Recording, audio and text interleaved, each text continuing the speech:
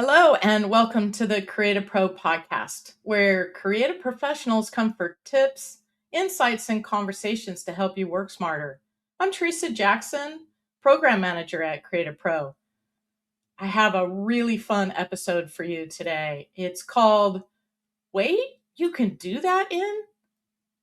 No matter how long you've been using tools like InDesign, Photoshop, Illustrator, Acrobat, PowerPoint, and even Microsoft Word, it seems like there's always another shortcut or hidden feature or some clever workaround waiting to surprise you. Sometimes there's even those tips that you used to know and then you forgot you know until you're reminded again. This episode is all about those types of tips. Mike Rankin, Creative Pro Editor in Chief, joins me to share some of these great tips that I collected from Creative Pro Week speakers. Later in the episode, Marcus Radich from PageProof joins me for a fascinating conversation about how AI is changing the proofing process. If you're new to Creative Pro, welcome. Creative Pro is the world's most trusted resource for design professionals. Through our membership program, events, tutorials, articles, videos, and community, we help creative professionals like yourself thrive by design. Be sure to subscribe so you don't miss any future episodes of the podcast. And if you'd like to learn alongside hundreds of other designers like yourself, join us at Creative Pro Week. This year it's being held in Nashville and also online, June 29th through July 3rd. The tips in this episode come from the speakers who will be presenting at Creative Pro Week. And as a podcast listener, you can save $100 on registration with the promo code podcast. If you can't join us in Nashville, no worries. You can still join us online with an at-home pass. With the at-home pass, you can live stream over 50 sessions and download the super valuable speaker handouts. The handouts are amazing. I review them ahead of time, and the amount of information is incredible. You'll have a full year of on-demand access to the sessions for the days that your pass covers, so you can rewatch any session whenever you want. You can also save $15 on a Creative Pro membership using that same promo code and get access to an extensive library of tutorials, resources, downloads, and more. All right, let's get into some of those wait, you can do that moments. Let's join Mike Rankin now for that.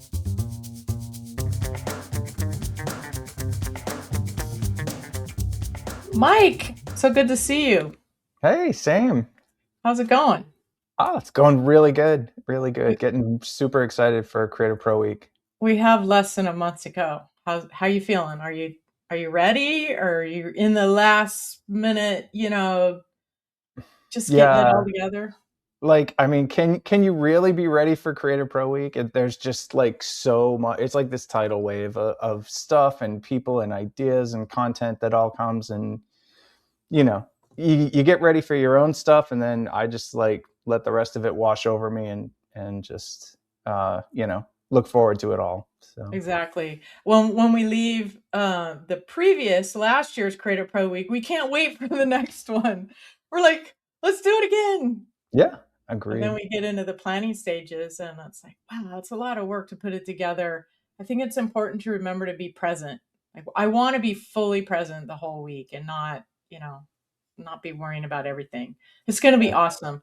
I'm super excited.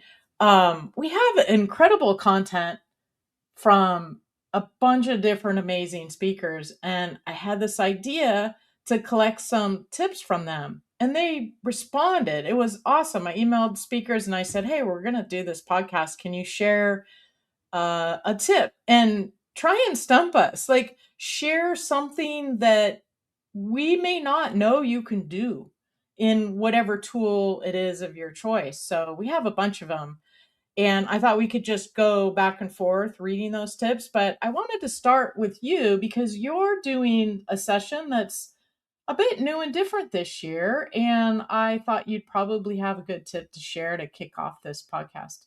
Thank you. I'm very honored to be batting leadoff here with the tips. So yeah, the session, I'm doing two sessions, but one of them is called Adobe and Affinity. So it's not about like trying to convince anybody to dump Adobe and switch to Affinity, but like, are there ways that we can use Affinity software alongside Adobe, almost like as if it were a plugin or extension or just some add-on that you Hmm. can use for specific tasks. And when you look at it that way, and you can see some of the really cool features that Affinity has, really new cutting edge stuff, it just really gets your mind thinking all these really cool ideas.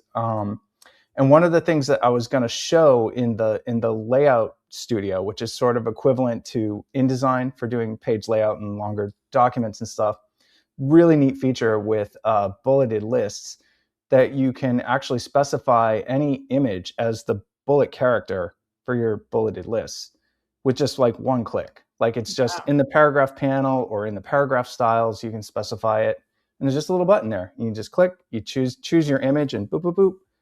And it's also automatically sized to match the font size. So, I was thinking one example, like if you were doing, say, like content for a cafe or coffee shop or something like that, like you could have a coffee bean as your bullet or just something really fun. And it just Yeah. opens up like lots of these really creative possibilities when it's so easy to do something like that. That's so cool. I'm trying to visualize the panel in InDesign to customize your bullets, and it feels like it's from maybe 1995 or something like that.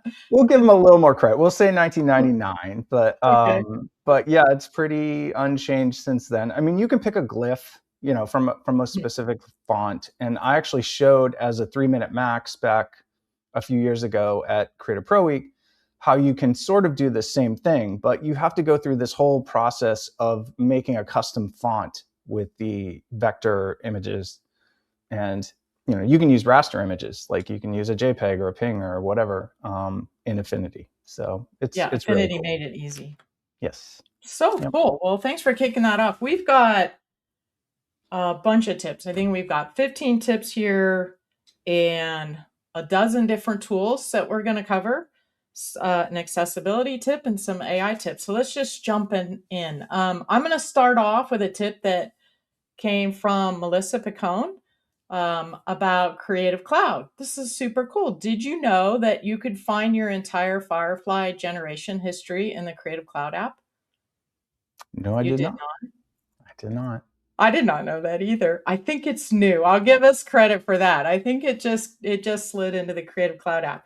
If you go to your Creative Cloud app and you go to the Files tab, there's a generation history, and you'll see all your generations with the prompts. So you don't have Wow. to keep track of all your prompts. And bonus, while you're in there, you can also see everything you've licensed with Adobe Stock. Hmm. So That's really cool. I love the fact that they include the prompt, because there's been times when I would generate something and not save the prompt anywhere, and then mhm. later be like, wait, how did I get that? Like, what did I tell it to do? So that's awesome that it does that. So what do you have for us? So my first one is going to be Amanda Dalton, and she has a PowerPoint tip on how to export video with transparency from PowerPoint. Wait, I didn't Um, know video could have transparency. right? I Like, didn't even know that. well, Amanda's that far ahead of us. But yeah, she actually describes it as really easy. I mean, you just go to File Export, you choose a movie format, and then you have to choose a specific encoding, which I have to read off of my notes here, is Apple ProRes 4444 as the format. And then there's a little checkbox you have to say make background transparent, and that's it. And then you can just save it out as a movie file with transparency. So really neat from Amanda. That's a great tip. Think of the things you can use PowerPoint for that we forget. Really. Okay, let's go to Acrobat. Bart Van de Wiel. I did not say that right. Say his name correctly for me, Mike. I think it's Wheeler, Wheeler. Art Vanderwheeler. Yeah. Bart Van de Wheeler is doing a session on Acrobat. Things you didn't know you could do in Acrobat. And I think you knew this one because I think you have a recording of this on YouTube, but I didn't know this till I saw your recording. You can use Acrobat to edit an image in Photoshop even if you don't have the source file. You can Hmm. send it to Photoshop from Acrobat. Now, I tested this out and it was a little bit clunky because Adobe wants us to use Express for everything now. And so I went, you have to go into the edit mode and then select an image, and then you get this little helpful edit in Express. And I was like, no, I don't want to edit in Express. But if you do a right click, you'll get a pop up menu that if you scroll through it, there's an option to choose edit with. I think that's what it says, edit with, and then Yeah. from there you can send it to Photoshop and then make your edits in Photoshop and save it, and it automatically updates back in that Acrobat document. Yep, absolutely. It's a very familiar kind of workflow, like with InDesign, like Edit Original, or even like in Photoshop, like editing a smart object or something like that. You just go out, you do your little thing, save it, and when you come back, it's updated. Um, That's a great tip. Super cool, but you are correct. They kind of hide it under a layer, so like all the cool kids need to remember to right click or in some cases like Option or Alt click to find like the really good stuff. Yeah, So don't give up. I was trying it, I almost gave up, and just had to stick with it. yep, it's there. It's there. It's there. What you got? All right, so not my next one is is an Express tip, and it's by Kyle Hamrick, and it's on using Express to animate your designs really easy. Like some of the animation tools, especially if you're not used to working in motion and graphics, can be like super intimidating with like timelines and keyframes and like all kinds of crazy stuff. But with Express, it's really simple. Like they deliberately made it really simple. Um, all you do is like you open your design, you choose like animate, and it shows you different options to have things like slide in or up or bounce or fade in and whatever. And you can pick it all for individual layer, or you can do like animate my entire design. And once you decide the one that you want, you can just export it out as an animated GIF or as a movie file.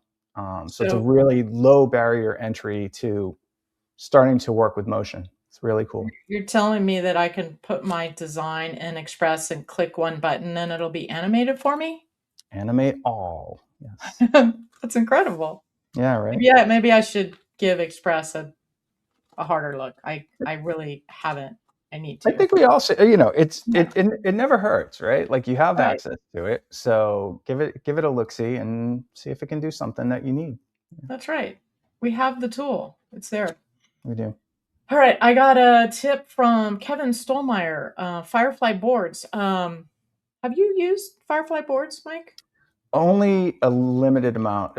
I watched Kevin's session at the Design AI Summit, and I was just blown away and had that thought, like, I need to use these more. Yeah, me too. I tried it when it was pretty new, and I felt like I fell down rabbit holes and got lost. Hmm. Because you could do so many different things. But Kevin really was able to explain how to make it real world use. Like these are ways that you can use this tool to create ideas without falling down rabbit holes. So he's got a great tip for Firefly boards that you can do a round trip edit to your other tools from Firefly boards. It includes Illustrator, Premiere, Express, or Photoshop. I didn't know this, but I haven't used Firefly boards a lot. So you select the asset, click the ellipsis in the contextual taskbar, and then you can open it in one of those apps, do your edits to it. It creates a Cloud Doc when you go through this process. After you make your edits and close it and save it, it automatically round trips back to Firefly boards. There we go. So we've sort of got a theme going here between the Acrobat tip from Bart and now Kevin's Firefly boards of just integrating these apps, going out to get a specific thing done, and coming back to your work. So much of our workflow incorporates multiple tools, and that's a really important what am I trying to say? At Creative Pro Week, we embrace that. It's Mm-hmm. not, it's not like go learn everything you need to know about Photoshop and then come over here and, and learn InDesign. It's like What is your workflow? How do these tools work together, and when you should use this tool versus another one? What's the best tool to solve the problem that you currently have?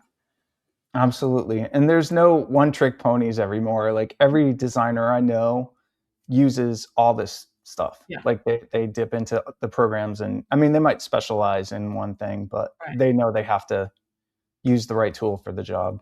So, Exactly. yeah. So I think you're up. What do you have? I am up. I think I'm up to Amy Balliet.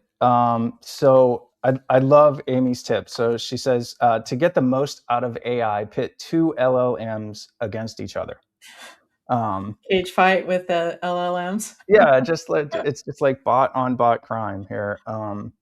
So in her example, she talks about vibe coding with a tool like Replit, and then she'll take what Replit gave her, and then she'll put it into Gemini and say, "Hey, Replit told me this. Find any errors in it. Like, is there anything wrong with this?"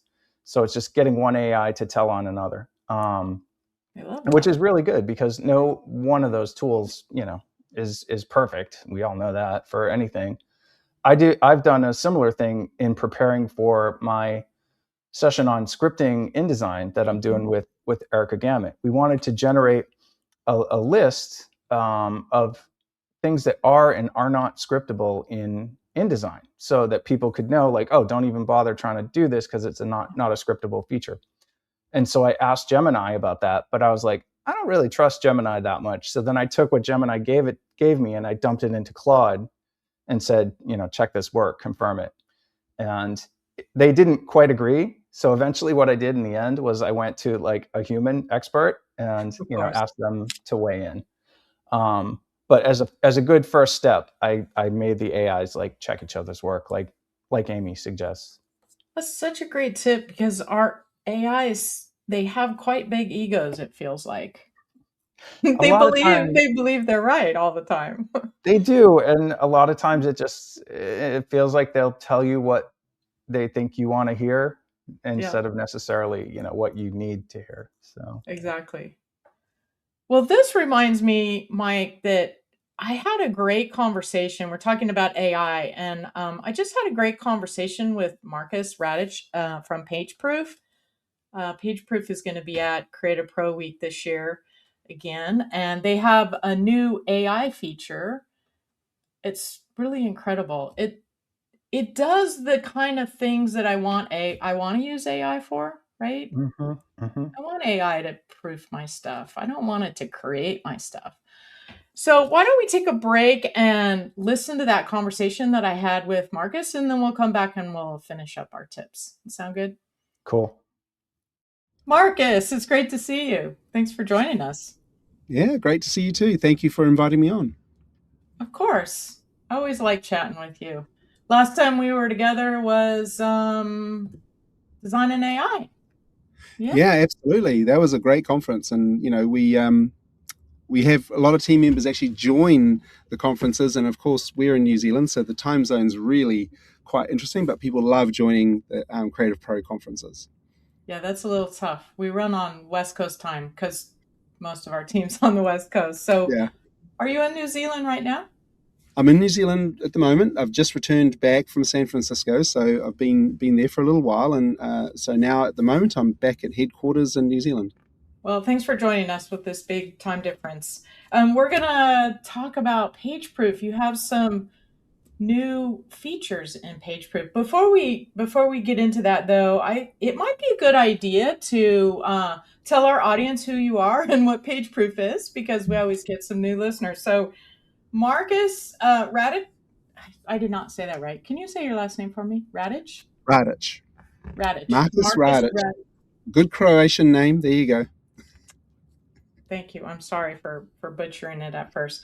You're, Marcus you're not is the one first of the person. founders of PageProof, and he is joining us today to share some new features and some tips for PageProof. Maybe you could start off by just telling us a kind of a high level overview. What is PageProof, and why should we care? What do we need to know? Yeah. So we founded PageProof. It's actually 12 years ago, and it was created in that sort of use case where we were trying to get approvals for our work. I was worked in packaging and I worked in retouching for a couple of decades, and we were used to sort of rolling up our proofs onto into a tube, stick them onto a bicycle courier who would take it across town to the client. They'd draw on it with a red pen, and it would come back, and then it'd sit there with this piece of paper and try and translate the changes onto the screen. And we thought to ourselves, there's got to be a better way.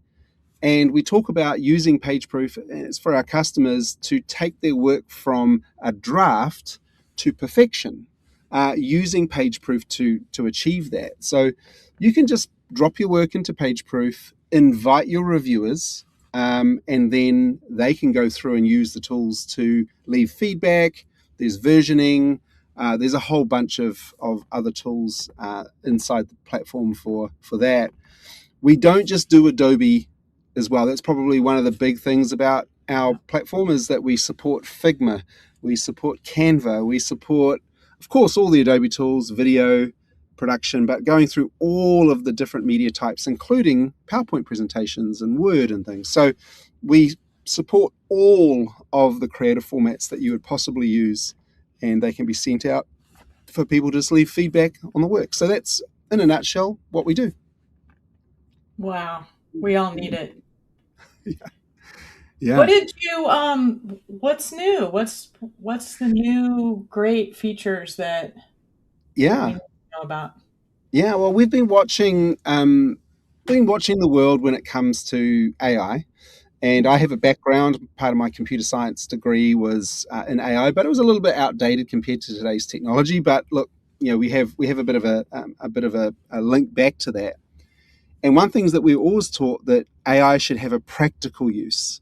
There's a lot of uses today of AI just, rewriting your copy for you, and you go, wow, that's amazing. It's like, well, actually, the original copy was probably very, very good. It's just tricking you into feeling like it's a lot better. But anyway, we can go for days and days about that. And we're looking at a lot of generative content that a lot of third parties are providing, things that generate lots of different imagery and videos and things. And that's, for me, that's not as interesting as actually using AI in a practical sense to help you get your work done. I believe, and that's because of my background as a retoucher and working in packaging and things for so many years, I believe that the creative piece should be human. You get such amazing results out of a creative human. It's absolutely something that you just can't predict, and the results are incredible generally is what we see.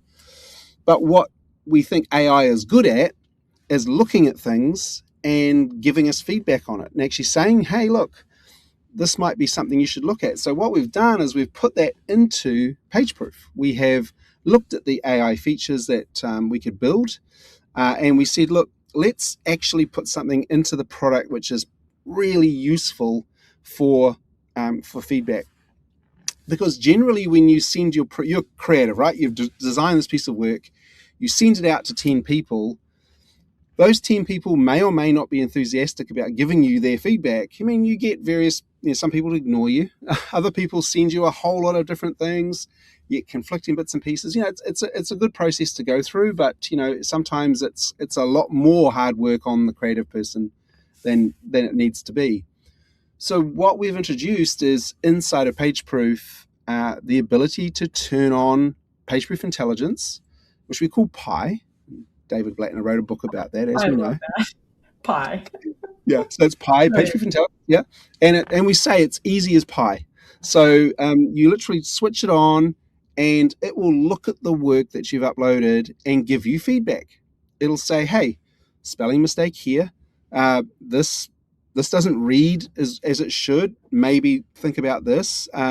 These colors are not on brand, so you can set up a PageProof Intelligence agent to actually, and you can tell the agent what your brand colors are, what your fonts are, what all the things, the language, and all the things that you want it to check. You can put those into your own agent, and then when you upload your work, the agent looks at it and says, Pantone 285, you're not using it. You should never have this here. And that font is not Circular Pro. It's not your brand font. So it goes through and does those things for you, which it's extremely good at. Can I ask like a detail? Like how good is it? Because this is a scenario that's happened to me a lot. I'm sure it's happened to a lot of designers. Yeah. You've got a brand color, let's say it's a red color, Yeah. and when you visually look at your design, it looks like the same red's been used everywhere, but when you go measure the values, it's like 6 different reds. Yeah. Can it catch that? Absolutely can. So wow. Yeah, absolutely can. So it will go through and it will say, hey, this color is different than this color. And visually we look at it and we as humans interpret color, but AI interprets the color and the values because we can't see the values, but the computer can see not only the color, also the values that make the color and see, hey, wait a minute, these are different, and can point that out. Of course, the treatment of that is up to the designer. The designer then goes, oh, I didn't see that, and they can do what they need to do. But the idea is that we're using the AI to actually show you things which would take you so long to go through. Even if you were motivated to do it, you'd be like, oh my gosh, 6 different reds.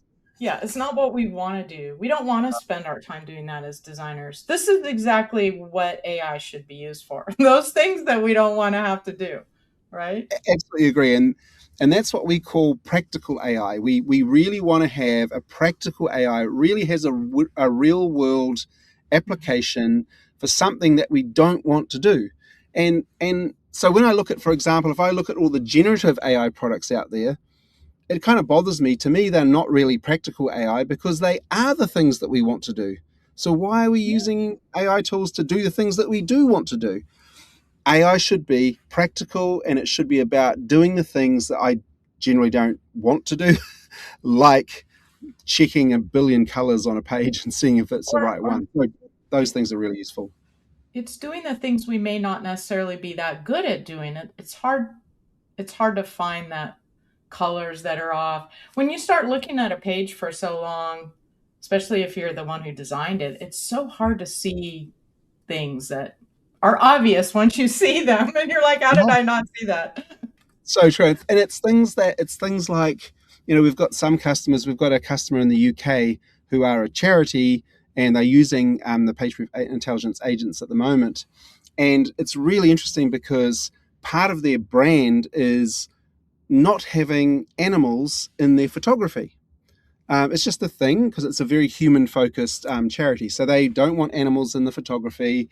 They want things spoken about in a certain way, and they always want the tone to be in a positive manner, never in a negative manner. So the agent has been told these are the things, and it's incredible. It's just it finds the things for people in the work. And it knows how to read even legal text because, oh man, last thing in the world, I'm not going to sit there and read legal fine print. And, but the agent will read the legal fine print and make sure that it's the correct legal fine print for the brand. And those sorts of things really, really help creatives get their work through faster. Now, the idea here is adding the intelligence so that you can get your work reviewed in 1 or 2 rounds rather than 6. There's nothing worse than going through 6 rounds of review to get something done. If you can do it in 2 rounds, right, much better. Yeah. So in this episode, Marcus, I've collected a bunch of tips from our Creative Pro Week speakers, like things that we probably didn't know you could do. And there's so many features in our tools and it's hard to know all of them. So for our listeners that are already using PageProof, what's a tip that you could give them that maybe they didn't know that they could do with PageProof today? Oh, well, on the topic of AI, the AI features are available on our plans and most people don't know that you can go and turn it on.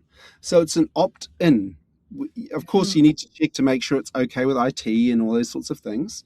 But PageProof Intelligence is off by default. So a tip would be, if you're allowed to do it and you're a team administrator, go into settings, go into an intelligence, switch it on, and then watch the magic. Watch it help you What does throughout the magic your look workflows. like? Well, Describe that. the magic is it's able to give you this feedback and give you all of these insights into your work. Like, for example, if you're on your dashboard with a lot of different proofs on it, and you're thinking, oh, I've got 40 proofs on my dashboard I need to manage. There's an intelligence button up there. You press it, and it actually tells you which proofs you should be looking at now, and that one's not so important. And it does all that sort of interrogation and extracts the intelligence for you. The other one that's really, really useful, especially if you work in a corporate design environment, inside of our reporting screen, a Pi button, Page Proof Intelligence button pops up in there. So you can do things like, do the report for my proofing for last month, and then you can click the Pi button and it'll give you insights into your proofing. And what I mean by insights, these are things you can copy and paste into a report. On average, we close these many rounds. There were only 3 rounds needed for this. On average, 3 reviewers were needed, etc. So it goes through and gives you these insights, which you can literally copy and paste into your monthly report and give to your manager. And you can do that literally in like 3 minutes, whereas normally that would take you a day. So that's the sort of magic that we are putting in there. And you're coming to Create a Pro Week. Yes. Right? You're going to share all of this with us, show how it works. What else? Yes, there's a breakfast session. So PageProof has a breakfast session for July 1st, right? I'm checking my July 1st breakfast session.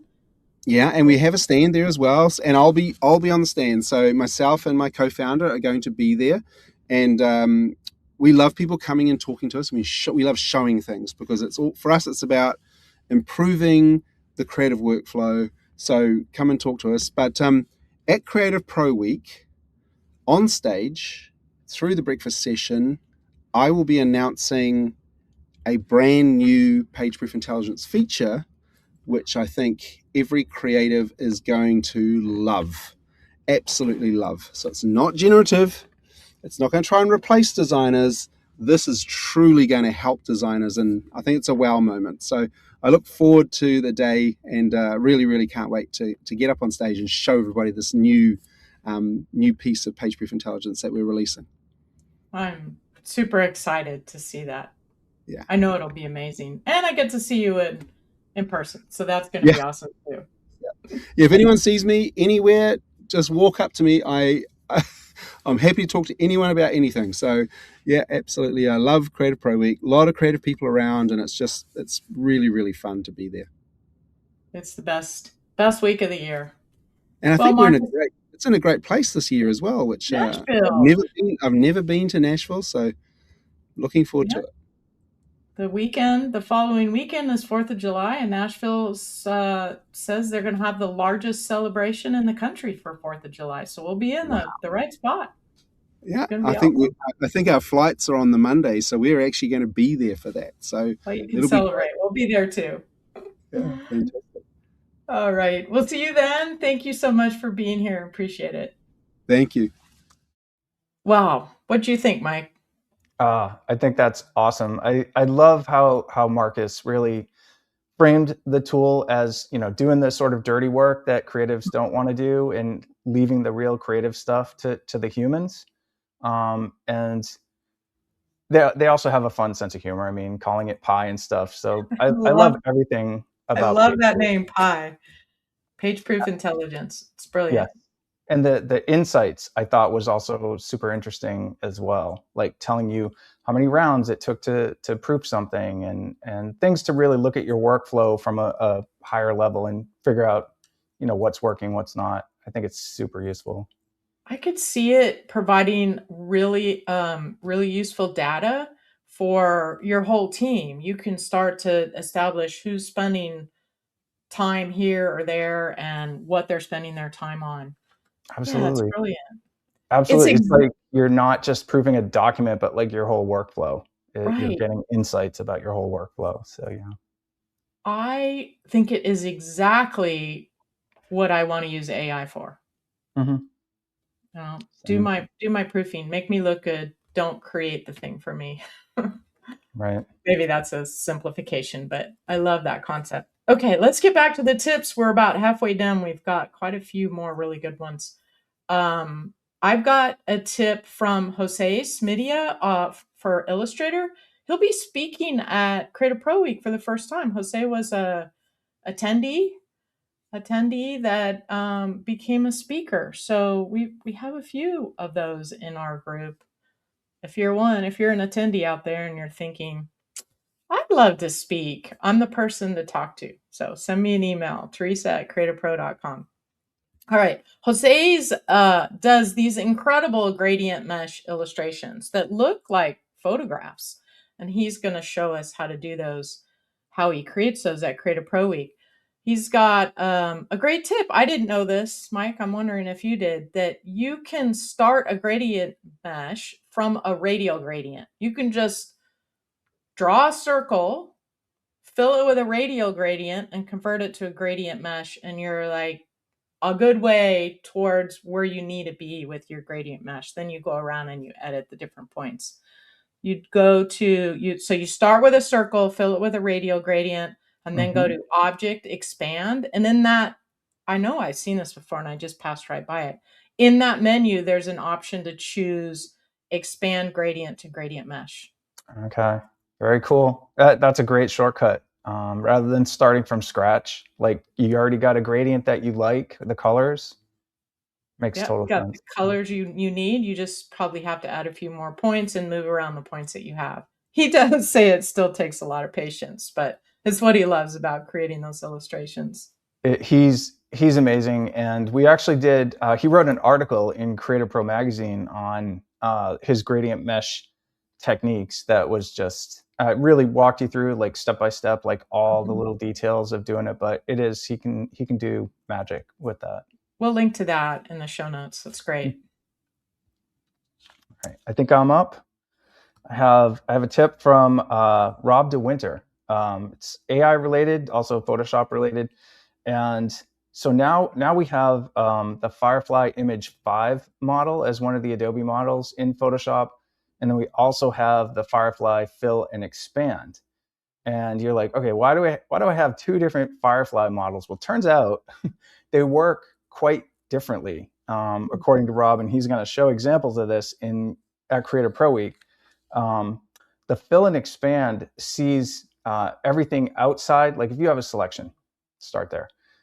Fill and Expand can see outside the borders of your selection and use that information as part of its fill that it's generating. But the new one, the Firefly Image 5, only sees what's inside the selected area. So you can get different results based on that. So really choosing the right model, again, for the job, right tool for the job is always essential to get the result you want. I had no idea that. Seriously, I just like pick a model willy-nilly and cross my fingers. Hope I get what I want. I don't think it's documented anywhere, or certainly at least not anywhere obvious. Like I don't think there's like a little tooltip that says, hey, by the way, this model can't see outside the bounds of your selection, So wow, that's good to know. Thank you, Rob. Yeah. I've got a tip from Ben Wilmore that's ACR, Adobe Camera Raw, or Lightroom. Camera Raw and Lightroom work exactly the same. And I was very excited by this tip because I feel like that's my expertise. Like I love working in ACR and Lightroom. So I think I need a little setup on this because I don't know how many of our listeners are very familiar with the masking tools inside. Mike, are you very familiar with the masking tools in Camera Raw? I would not consider myself an expert on those, no. Okay, so we'll start with some basics that's not as tips can go to the advanced level. When you create a mask in Camera Raw, it's like a selection. You're making a selection that you can apply and edit to, but when you create it, it's a container. If you want to add or subtract from that selection, it adds submasks inside of the container. So it's a different way to think than Photoshop. And it's clunky because you create the mask and you get your selection and you're like, well, I want to add more over here. And then you have to click in the container and say add mask, and then choose the type of mask you want, and then add that. Well, Ben's tip is how to do that faster with a keyboard shortcut, which is awesome. He described it in his tip as using the object selection tool, which is my favorite. It Mhm. works better most of the time than Select Subject does. You Yep. paint over what you want and it selects it. Um, he said to type Shift N to add to that, or Alt or Option N to subtract from it, and it automatically adds a submask Okay. that's the same type of mask. But what I found is that the brush tool and the object selection tool automatically create submasks, but the gradients don't. So this tip really works for a gradient. Let's say you want to create a gradient in the corner of an image to darken it, but you want the opposite corner to have the same effect applied to it, and you don't want to create a whole new mask.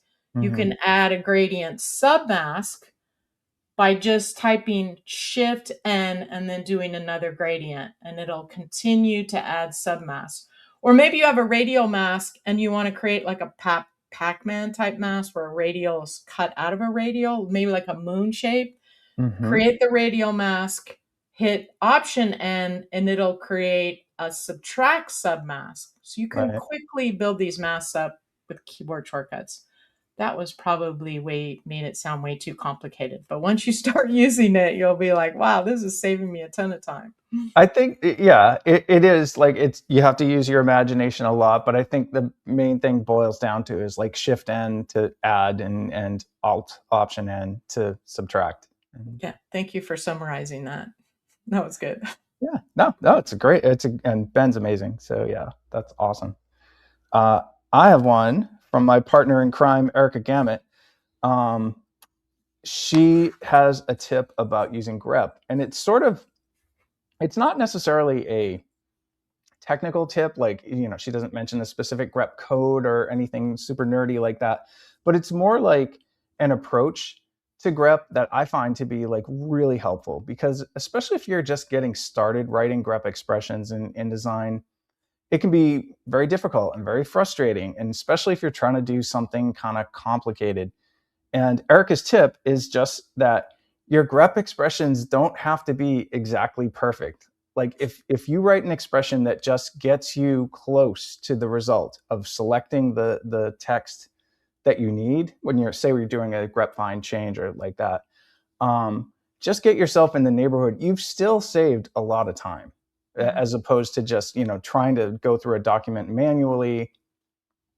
It's still a great thing. What I also do sometimes when I'm trying to write grep expressions and I don't know how to write a really complex one is I'll write several short ones that do the job in like 2 or 3 or 4 steps, rather than trying to write like Beethoven's Ninth Symphony of grep expressions that will do everything perfectly on the first try. Like, just do it in little chunks. Great method for learning grep. Absolutely. Keep it simple. Keep your scope kind of narrow and just try to move the thing forward. I love that. It makes it feel very doable for me.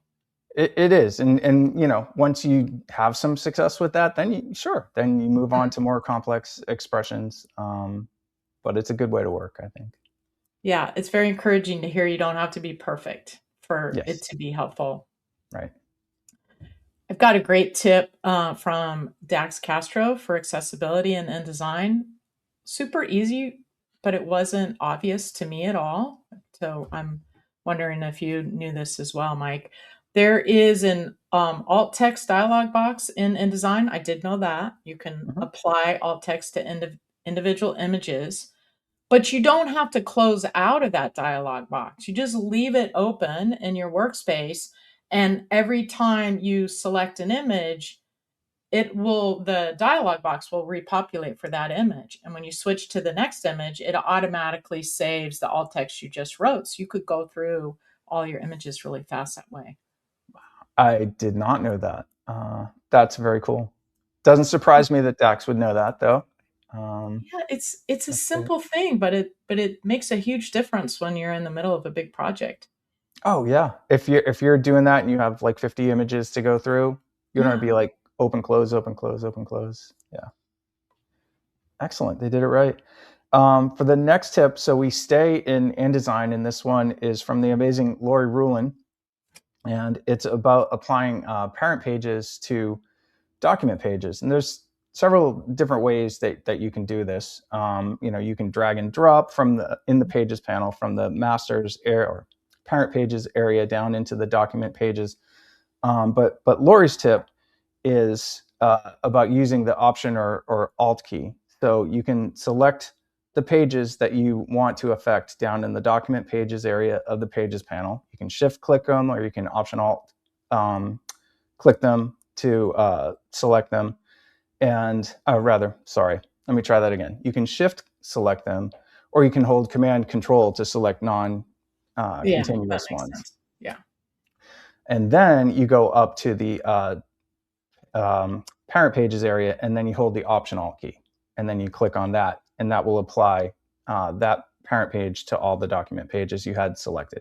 So really efficient tip from Lori. Yeah, that would really speed things up. I didn't know you could do that. I'm sure you did.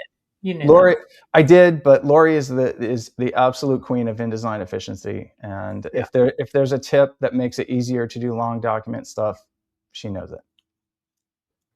I always go to her sessions and leave with my brain full, and then I forget half of what I learned the next time I need to use it. Well, that's why you can go back and watch the recordings. Right? That's right. That's right. I've got one last tip here. I love this. It's from Jen Parkinson, and it's a Microsoft Word tip. Jen's bringing Microsoft Word sessions to Create a Pro Week for the first time. And I'm so excited by that, because we all find ourselves in Microsoft Word, like scratching our heads going, how do I do the thing that I want to do? Right. So Microsoft Word has layers. Did you know that? No. What do you mean? It's Microsoft, so it doesn't call it layers, but it is truly layers. It's the same thing that PowerPoint has, which I knew about, which is a selection pane. So selection pane is really layers. It shows all your content on the page stacked. So you can select things that are hidden under things. You can shift things around in their stacking order. So you go to the layout tab, and then on the ribbon, you'll see the button for the selection pane, and the selection pane will open up on the right-hand side like a layers panel. Isn't unbelievable. That you just blew my mind. That's going to change how I work in Word. Exactly. Me too. Wow. That's amazing. All right. So I have the last one, Mike Parkinson. Wait, by the way, this is another first. Yeah. Mike and Jen are married. This is our first married speakers that we've had at Create a Pro Week. I know. How cool is that? How fitting that we're ending with the two of them. Right? Imagine the conversations they have at home. Like they'll be like, "Did you know you could do this in PowerPoint? I'm sure. Do you know you could do that in Word?" Like, anyway, the tip from Mike Parkinson is for creating outlined text in PowerPoint, which normally it doesn't seem like you could do. But his technique is you create your text box. Type out your text. You create just another shape, like a rectangle that's bigger than the text. Shift select, so you got them both selected, and then you go to Shape, Format, Merge Shapes, and choose the Subtract option. So it's sort of like the Pathfinder commands in the Adobe apps. So you're just like punching a hole out of the rectangle with the text. But the twist is, unlike in the Adobe apps with the Pathfinder stuff, where you would have the text directly on top of the rectangle, they have to be separate. So the text is over here, the rectangle's over there, and then when you choose Subtract, it's just like the rectangle goes away, and then you just have outlined text remaining. I'm sorry, Microsoft. That doesn't make any sense. It's why it drives us crazy. It doesn't. The first time I tried it, everything just disappeared, and I was like, okay, obviously I'm doing something wrong, because I know Mike knows his stuff, but then I got it right. That's one of those tips that I didn't know until I saw Mike present it at an event. And then I forgot I knew it. And then when I wanted to use it, I couldn't remember how to do it. Right. Were you trying to do it the Adobe way, like having them like on top of Yeah. each other kind of thing? Right. Right. Of course. Yeah. Wow. My brain is full, Mike. And about this isn't even like the tip of the tip of the tip of the Right. iceberg. We barely Creative Pro scratched Week. the surface. Yeah. I think that was 15 tips plus the page proof intelligence, 11 different tools, some accessibility, some AI, and we just scratched the surface of what we'll see at Creative Pro Week. So really hope everybody can join us. You know, Absolutely. Yeah. if you can't come in person, Creative Pro Week's not that. We're getting to the point where it's probably pretty challenging to get your travel plans because it'll be in Nashville this year. But you can get an online pass and join us virtually. So we would love to have you there. Absolutely. Join the fun. Mike Amazing and I will be in. speakers. I'm sorry, what? I was just gonna say that just going through these tips, it just reminds me what amazing speakers that we have, and you just never know what you're gonna learn. Could be life-changing tip. Life-changing. Yeah. Definitely a workflow changing tip, or many of them. Well, I'm excited to see you in person, Mike. Same. Yeah, it's gonna be awesome. I'm excited to see all these people that usually just live on my screen. It's Yeah. like, hey, we're an actual human being. Yay. Exactly. All right. Well, we'll see you in Nashville soon. Thanks for being here and sharing these tips with me. It was awesome. So much fun. Let's do it again. We will. All right. Bye. Bye.